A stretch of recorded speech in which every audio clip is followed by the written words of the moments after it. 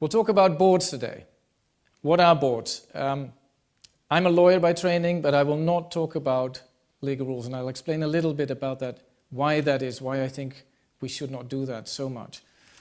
What is a board? The way that I look at it, it's the combination of a group of executive people who actually run the company and a group of non-executives who work with them in different roles and different positions, and collectively we call them the board.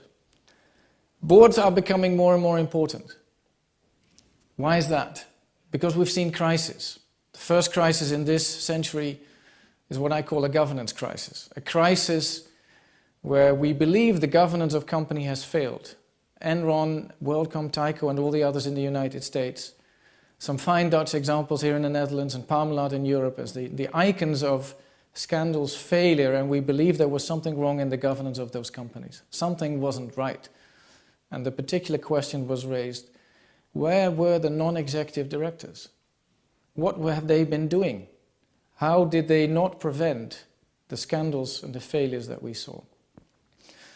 Now, economists have a very particular way of looking at governance questions in general, which determines how they see what's going on in boards and why boards are as they are. And the predominant theory is an agency theory. They distinguish principals, mainly shareholders, as owners of the company. And on the other side are the managers, the top management, executives who actually run the company as agents for the principals.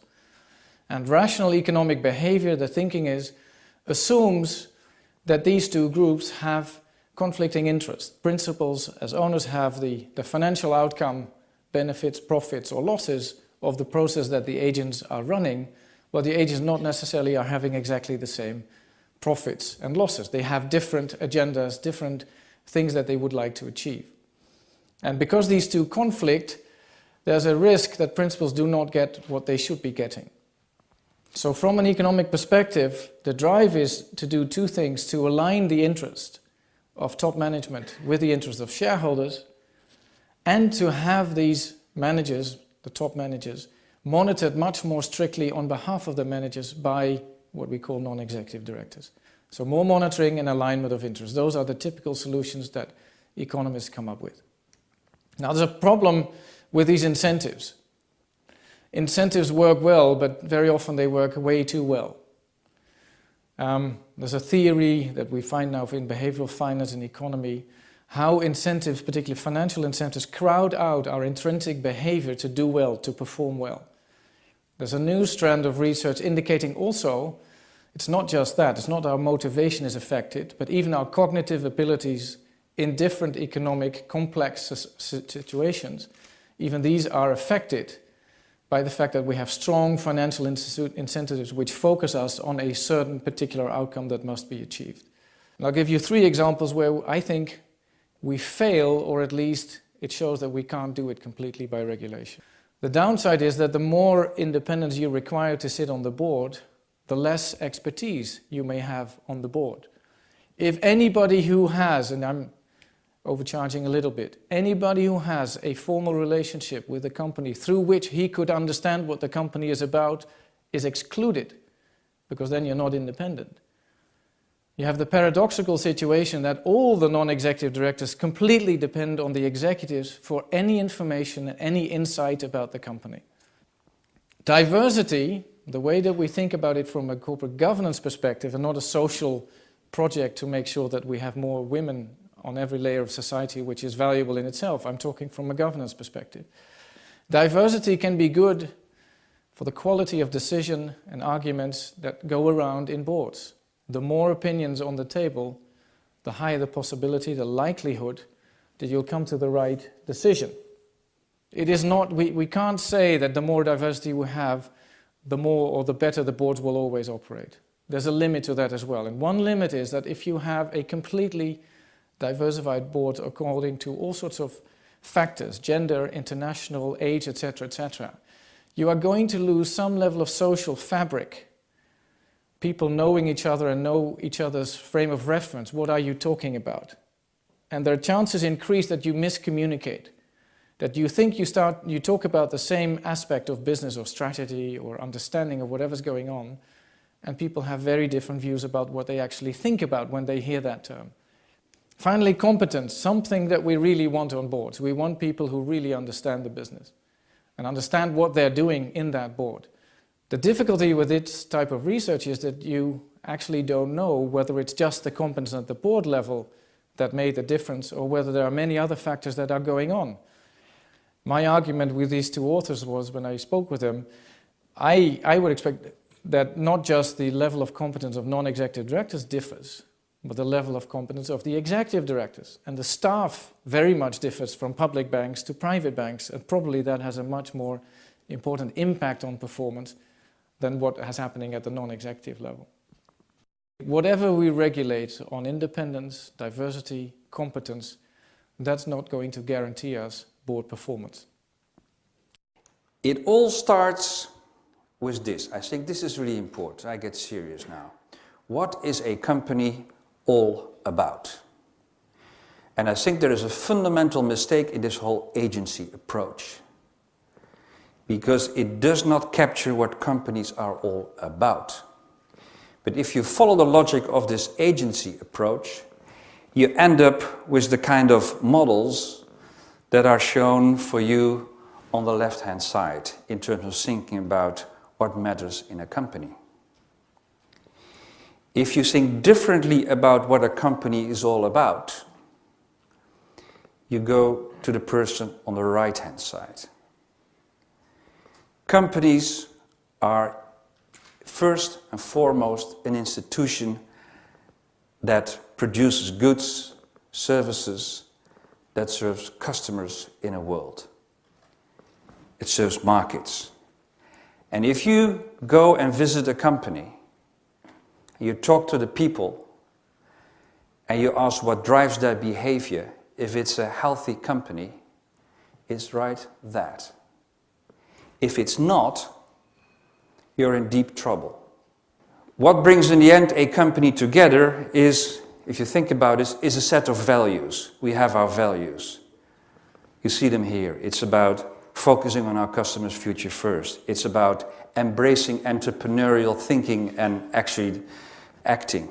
It's about developing people, because it's in the end, as Jaap rightly said, it's all about people. It is about a culture where everybody, in every layer of an organization, people have the courage and the curiosity to question, why are we doing this? Not only at the board level, but throughout the company. And then there's, of course, the other element. There needs to be integrity and responsibility, because companies have a very important societal responsibility.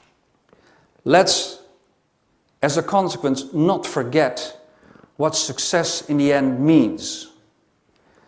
Good governance is an important element. It's just one element of key successful elements to be successful. It starts with having strong market positions. It is to have good, solid, detailed business strategies and portfolio strategies, you could argue. It is about having the right kind of people in your organization. It's about, very important, creating the right kind of culture. We can talk for hours about what a culture is. We can do that later on. And then, of course, good governance is not unimportant. It is a factor. But I have seen companies with a pretty bad corporate governance structure who are extremely successful. And we have seen many examples of companies that have an excellent governance, that meet they tick all the boxes of all the codes and more, and it went bankrupt. It's a complex interplay. And in the Western world, at this point in time, we have a tendency to over-focus on the formalities, because we have forgotten what companies are all about. What are the key roles of non-executives? I don't try to be complete, but anyhow, the ones I thought about when I made this slide. Very important. Appointment of the key people. Assessment of the performance of key executives. And the remuneration. That's very, very important. You could argue that the most important things that boards do, non-executive boards, is the appointment. And as a consequence, if they fire people. The most important thing. That's a consequence of the first point. They don't execute. They delegate execution. Secondly, very important, if there's trust, if there's openness, if there is capability and knowledge, the points you made, non-executives can be extremely important sounding boards for executives. Very often outside the formal meetings, but very important.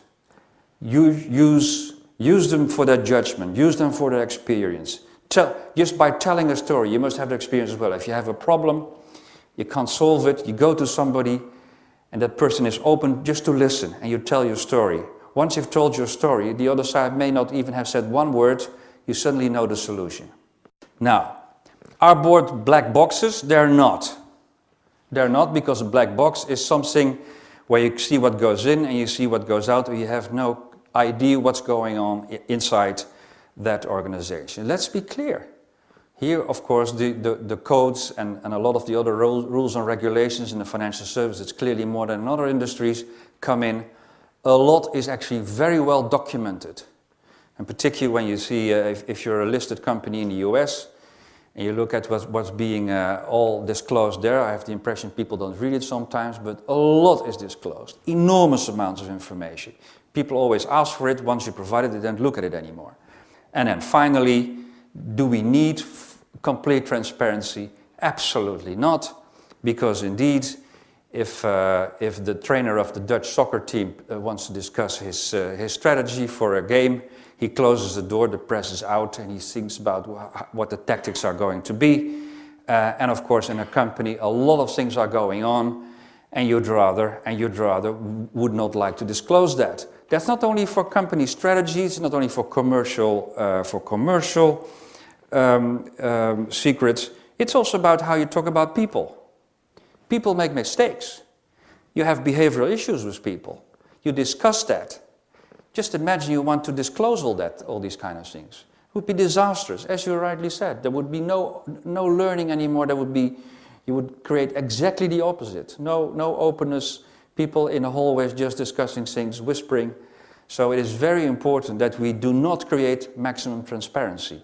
Maximum transparency creates the opposite of what you want to achieve. Now, what does this all come down to? I think first, good governance is indeed a necessary but not sufficient and overestimated condition for success of a company. Boards are no black boxes, certainly not more than university boards, I would like to say as well, I guess.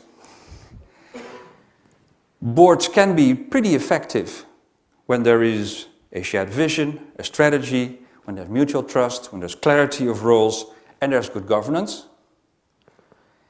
Is an effective board a guarantee for success? No. Companies will continue to go bankrupt. Companies will continue to fail. And I think it's very important that society accepts that. That's an element of our system. It's a system that creates hygiene as well. It's creative destruction, according to Schumpeter. And if we think it's unacceptable that companies go bankrupt, like system banks, they're not really companies and we have to treat them differently.